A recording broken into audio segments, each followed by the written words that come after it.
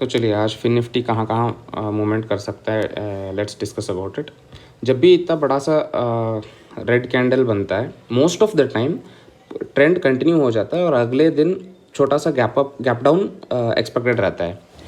और अगर flat movement रहता है तो इंट्राडे वालों को इंट्राडे में बहुत सही ट्रेड मिल जाता है। लेकिन जब गैप डाउन ओपन होता है तो अनसर्टेनिटी और आगे का सपोर्ट वो सब फैक्टर इन होने के चांसेस हो जाते हैं।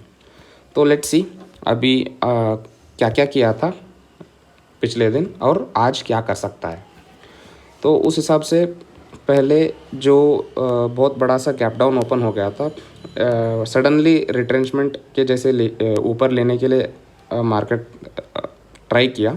और यहाँ पे बहुत दिनों से मतलब लास्ट दिन यहाँ पे मार्केट ने कंसोलिडेशन किया था आफ्टर सेकेंड हाफ डे में, और सेम कंसोलिडेशन यहाँ पे भी अगले दिन क्या जो कि कल करने का सोच रहा था लेकिन होल्ड नहीं कर पाया। और यहाँ पे एक बहुत बड़ा सा डोजी कैंडल बना दिया था, यहाँ पे देख रहे हो।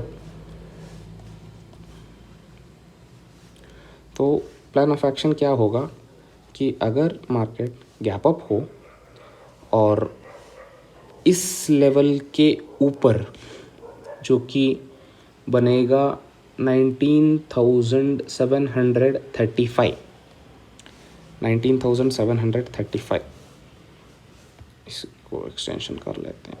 हाँ, तो अगर 19,735 के ऊपर मार्केट थोड़ा सा सस्टेन करता है और ब्रेकआउट देता है तो ही मैं कॉल में इंटरेस्टेड रहूँगा, वरना नहीं।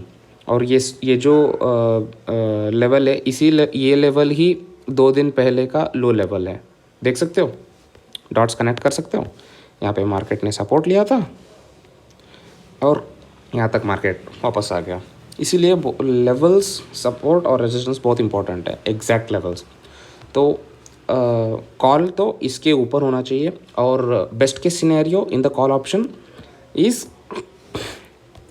गैप अप इसके अंदर, या यहाँ पे भी गैप अप होने पर चलेगा। और प्राइस एक्शन बनाना है, ऊपर डायरेक्टली उठने से ट्रैप भी कर सकता है, तो स्लो से ऊपर जाना है। 1, 2 से 3 कैंडल यहाँ पे रुकना है, या थोड़ा यहाँ पे भी रुक सकता है। और छोटा सा W pattern with lows, ascending lows बना के ऊपर अगर ब्रेकआउट दे दिया तो कॉल में इंटरेस्टेड रहेंगे। और कॉल का ये ही एक सिनेरियो है, अगर फ्लैट ओपन हुआ और फ्लैट ओपन होके इतना बड़ा सा ऑलरेडी मूवमेंट हो गया है, तो तब ऑलरेडी इतना बड़ा मोमेंटम हो गया है तो फिर से आगे ये मोमेंटम करने के लिए उसके अंदर ताकत बचेगी या नहीं, कुछ कह नहीं सकते। तो उस टाइम पे कॉल में इंटरेस्टेड नहीं रहना है। और अगर सोचो मार्केट ने गैप डाउन दिया या फ्लैट ही ओपन किया और यहाँ तक थोड़ा सा प्राइस एक्शन बनाया, एम पैटर्न के जैसे कुछ बनाने लग गया, और अगर उसने तोड़ा तो हम 19,430 तक भी लेवल्स पा सकते हैं गैप डाउन में।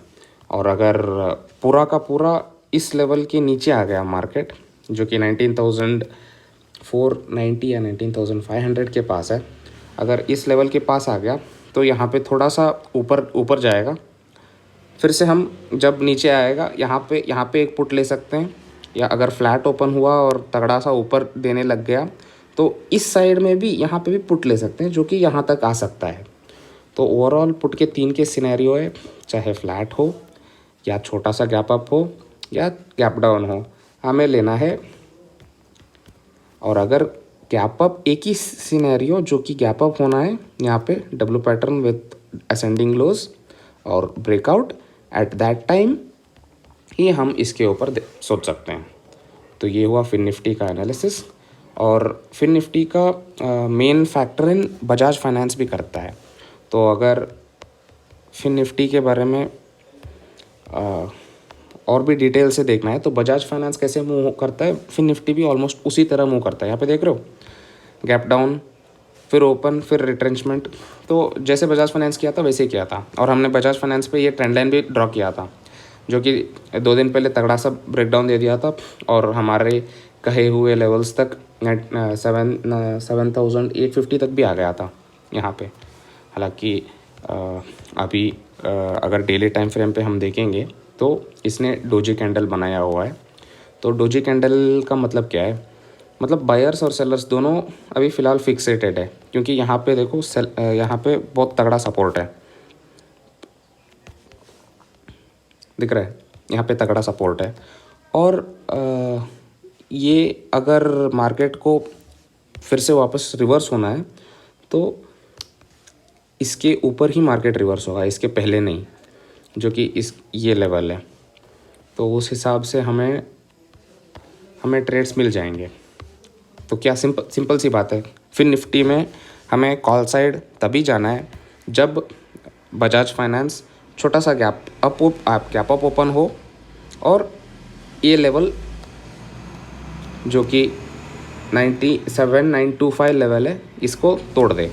और अगर गैप डाउन है तो तीन सिनेरियोज है जो कि हमने पहले डिस्कस किया था, तो उसके ऊपर हम कर सकते हैं।